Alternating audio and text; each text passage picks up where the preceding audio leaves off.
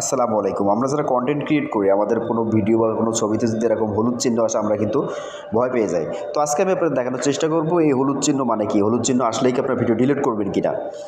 তো তার জন্য প্রথমে আমাদের প্রোফাইলে প্রবেশ করতে হবে। প্রোফাইলে প্রবেশ করার পর আমরা যদি দেখি যে কোনো ছবিতে আমরা বা কোনো ভিডিওতে আমাদের কোনো কন্টেন্টে আমরা যদি আমাদের এখানে ইনসিস্টে যাই, তো ইনসিস্টে গেলে কিন্তু আমাদের প্রবলেমটা দেখতে পাবো আসলে কী সমস্যা আমাদের এই ভিডিওতে। তো আমি আমার একটা ভিডিওতে দেখবো আসলে ইনসিস্টে কী সমস্যা। তো তার জন্য আমি এই ভিডিওটা দেখবো ইনসিস্টে গিয়ে আসলে সমস্যা আছে কি না। দেখুন আমার এই ভিডিওটা কিন্তু সমস্যা নাই, কিন্তু আমি এর নিচে যদি দেখি, নিচের একটা ভিডিওতে কিন্তু আমার এই প্রবলেমটা আছে। তো আমার এখানে ইনসিস্টে যাওয়ার পরে দেখুন এখানে কিন্তু দেখা যাচ্ছে দেখুন this post rest could not improve.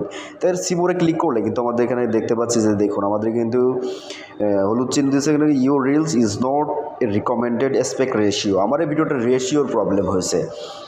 আমরা কিন্তু সবাই জানি যে আপনার রিলসে বা টিকটকের যে রেশিও সেটা হলো 9:16। তো আমার এই রেশিওটার প্রবলেম হয়েছে। আমি রেশিওটা আসলে ইউটিউবের ভিডিও আমি দিছি, ইউটিউবের রেশিওটা আসলে ফেসবুকে অ্যাপ্লাই করছি, যার কারণে আমার এই প্রবলেমটা এখানে দিছে। এটা কিন্তু কোনো সমস্যাই নেই। আর এরকম যদি কোনো সমস্যা থাকে আপনার কোনো রকম কোনো ভিডিও কিন্তু কোনো সমস্যা হবে না। যদি আপনার কপিরাইট কন্টেন্ট বা আর্নিং লিমিটস আসে, আপনি সঙ্গে সঙ্গে দেখবেন আসলে কী সমস্যা। যদি এরকম কোনো প্রবলেম আসে যে কপিরাইট কন্টেন্ট, তাহলে অবশ্যই ডিলিট করে দেবেন, বা হার্মফুল কোনো কিছু আসলে অবশ্যই ডিলিট করে দেবেন। কিন্তু যদি আপনার রেশিওর প্রবলেম হয়, ভিডিওর কোয়ালিটির প্রবলেম হয়, বা গ্রুপে শেয়ার করতে বলে, যার কারণে অনেক সময় এরকম হলুদ চিহ্ন দিয়ে রাখে, হলুদ চিহ্ন দেওয়া মাত্রই কিন্তু আপনি ভিডিও ডিলিট করবেন না। আসলে এখানে লার্ন মোডে গিয়ে দেখবেন আসলে কী সমস্যা, অবশ্যই সমাধান করার চেষ্টা করবেন।